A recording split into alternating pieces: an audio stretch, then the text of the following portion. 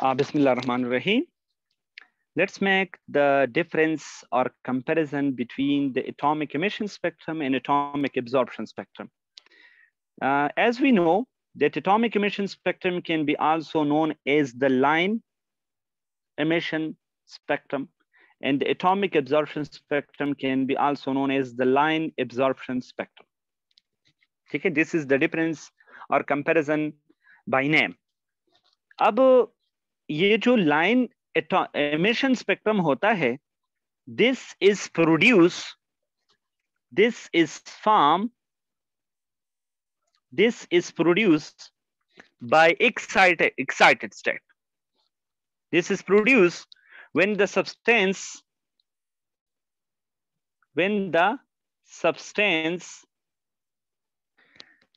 is in the excited state,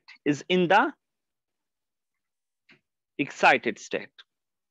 जब आप substance को एक्साइटेड स्टेट में लेते हैं तो इससे जो स्पेक्ट्रम बनता है, इस स्पेक्ट्रम को हम कहते हैं एमिशन. इसको हम कहते हैं क्या? एमिशन. और जाहिर सी बात है, मुझे यकीन है कि आप लाइन एब्जॉर्प्शन स्पेक्ट्रम को आप खुद डिफाइन कर सकते हैं, या इसको आप, इस स्टेटमेंट को आप खुद लिख सकते हैं. कैसे? दिस विल प्रोड्यूस व्हेन रेखा बांगुर.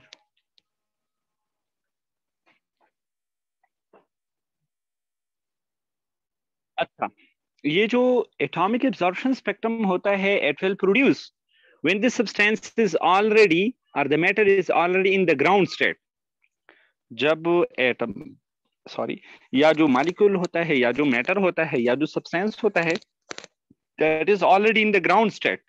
सो that ground state matter will absorb the energy and will get excite. So इससे जो स्पेक्ट्रम बनता है उसको हम कहते हैं एटॉमिक एब्जॉर्प्शन स्पेक्ट्रम. ठीक है. इसी तरह जो सेकंड डिफरेंस हमारे साथ है, that is, I can simply write this. ये जो atomic spectrum, atomic emission spectrum होता है, ये तब बनता है जब इलेक्ट्रॉन डी एक्साइटेशन आकर. जब इलेक्ट्रॉन की डी एक्साइटेशन होती है तो हमारे साथ एमिशन स्पेक्ट्रम बनेगा. और जब इलेक्ट्रॉन एक्साइटेशन आकर, जब इलेक्ट्रॉन की एक्साइटेशन होती है तो उस वक्त हमारे साथ एब्जॉर्प्शन स्पेक्ट्रम बनेगा. ठीक है. इसी तरह द मोस्ट इंपॉर्टेंट जो आपने याद रखना है उमर भर के लिए, वो यही है कि एमिशन स्पेक्ट्रम तब बनेगा, it produce when these substances are in the gaseous or vapor state. जब एटम या मैटर या जो मॉलिक्यूल होते हैं वो ऑलरेडी वेपर स्टेट में होते हैं या गैसियस स्टेट में होते हैं, तो गैसियस स्टेट मैटर से या vaporise state of matter can give emission spectrum. और हमारे साथ ये जो एब्जॉर्प्शन स्पेक्ट्रम है, this will B produce when the substances are in the liquid or solid state. जब ये solid state में होते हैं या liquid state में होते हैं तो तब हमारे साथ जो स्पेक्ट्रम बनेगा, that will be absorption spectrum. ठीक है. इसके साथ साथ another interesting point जो है, ठीक है, वो ये है कि ये जो atomic emission spectrum है, it will consist of bright line, or we can say color lines in dark background,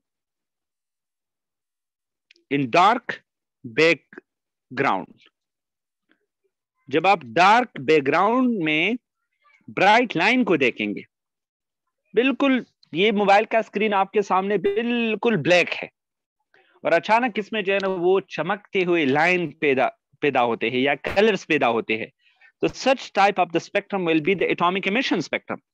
लेकिन अगर ऐसा होता है कि डार्क लाइन बन जाती है, क्या? डार्क लाइन,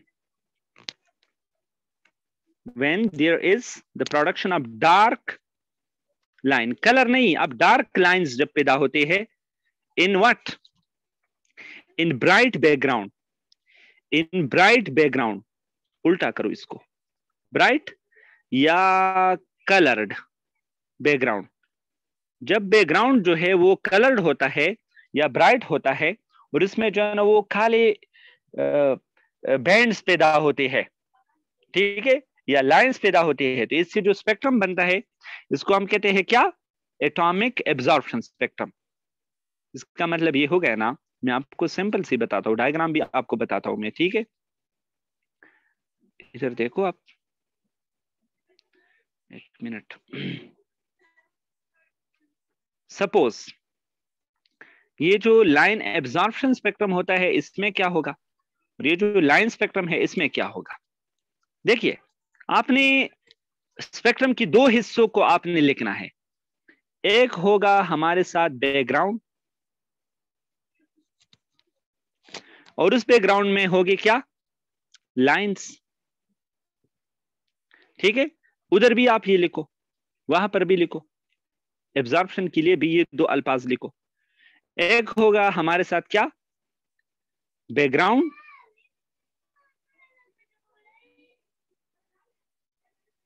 और दूसरा होगा हमारे साथ क्या, लाइंस। शाबाश, ये नोट करो, ये इंपॉर्टेंट है। तो जो इमिशन स्पेक्ट्रम होता है इसमें बैकग्राउंड क्या होगा, dark, background will be dark, इसको मैंने इसीलिए काल आपको दिखाई नहीं देगा, सॉरी। तो यहां पर जो बैकग्राउंड होता है दैट विल बी डार्क, ठीक है, और जो लाइंस होते हैं that lines will be coloured. तो जब कलर लाइन डार्क बैकग्राउंड में बनते हैं तो that will be the emission spectrum. और ये जो एब्जॉर्प्शन स्पेक्ट्रम होता है इसमें बैकग्राउंड क्या होगा, कलर होगा, कलर होगा, और ये जो लाइंस होते हैं ये डार्क बनेगी, ये आपने याद रखनी है, ठीक है। अच्छा, तब सूरज जी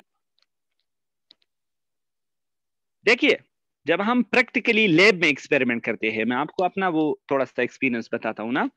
सपोज एक सोडियम एटम है, ठीक है, और आप ऐसा करते हैं कि उसका लाइन एमिशन स्पेक्ट्रम स्टडी करते हैं और लाइन एब्जॉर्प्शन स्पेक्ट्रम स्टडी करते हैं, तो आपको पता है इसका लाइन एमिशन स्पेक्ट्रम कैसे होगा। इसका लाइन एमिशन जो है वो टू येलो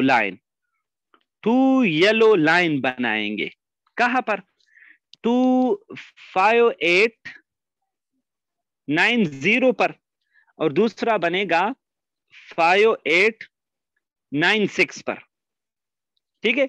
और इसका जो एब्जॉर्प्शन स्पेक्ट्रम होगा वो क्या होगा, वो टू डार्क लाइन बनेंगे, कहां पर, 5890 पर और 5896 पर। देखिए, इंटरेस्टिंग पॉइंट है, यहां पर लाइन होगी येलो, जिस तरह मैंने जिक्र किया कि लाइन विल बी कलर्ड, और यहां पर लाइंस होगी डार्क। अगर डार्क लाइन आपको पायो 890 और पायो 896 पर दो लाइंस आपको डार्क मिल गई, तो आप बिला झिझक कहो this is the absorption spectrum पर सोडियम।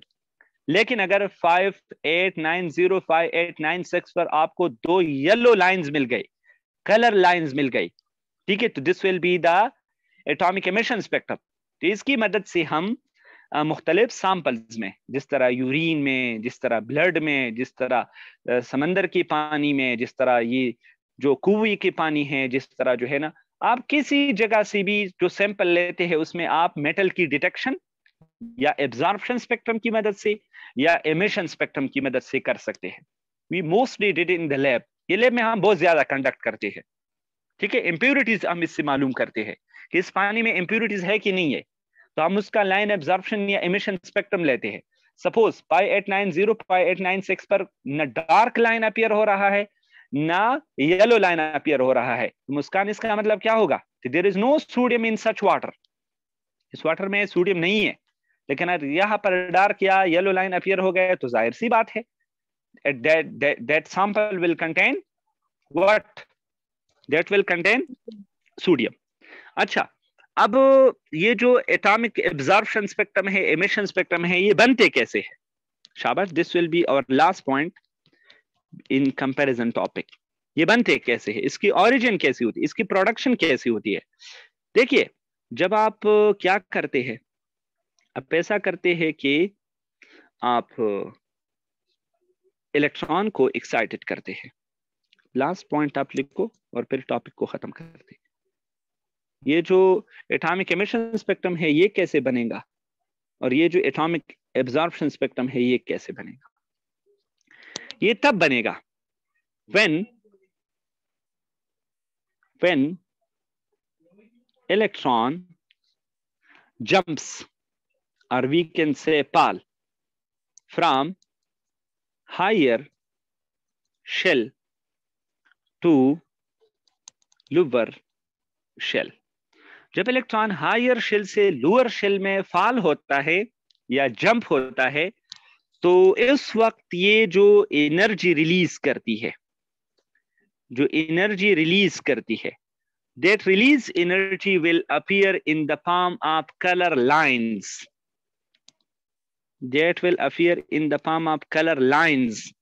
और ये जो कलर लाइंस बनते हैं इसको हम कहते हैं लाइट लाइन एमिशन स्पेक्ट्रम या एटॉमिक एमिशन स्पेक्ट्रम। शाबाश, डायग्राम को अच्छा सा बना लो। एक इलेक्ट्रॉन है वो हायर शेल में नीचे आ रहा है, हायर शेल से नीचे आ रहा है, तो जो एनर्जी ये रिलीज करती है that will appear in the form of colour. तो इससे बनेगा हमारे साथ लाइन एमिशन स्पेक्ट्रम या एटॉमिक एमिशन स्पेक्ट्रम। और ये जो एटॉमिक एमिशन स्पेक्ट्रम है, शाबाश, ये कैसे बनेगा? when an electron goes to